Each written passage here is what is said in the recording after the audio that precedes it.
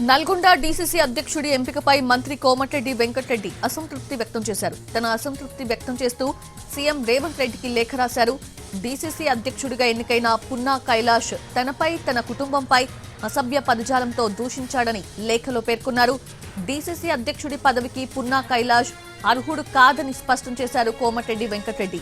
కైలాష్ పై క్రమశిక్షణా చర్యలు తీసుకోవాలని సీఎంకి విజ్ఞప్తి చేశారు. తనను తన కుటుంబాన్ని అసభ్య పదజాలంతో దూషించిన పున్నా కైలాష్ పై చట్టపరమైన చర్యలు తీసుకోవాలని ఎస్పీకి లేఖ రాశారు మంత్రి కోమటిరెడ్డి వెంకటరెడ్డి.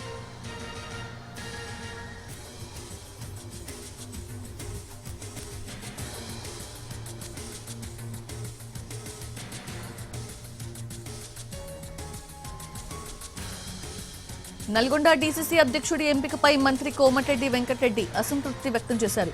తన అసంతృప్తి వ్యక్తం చేస్తూ సీఎం రేవంత్ రెడ్డికి లేఖ రాశారు. డీసీసీ అధ్యక్షుడిగా ఎన్నికైన పున్నా కైలాష్ తనపై తన కుటుంబంపై అసభ్య పదజాలంతో దూషించాడని లేఖలో పేర్కొన్నారు.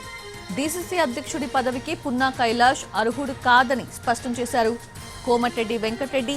కైలాష్ పై క్రమశిక్షణ చర్యలు తీసుకోవాలని సీఎంకి విజ్ఞప్తి చేశారు.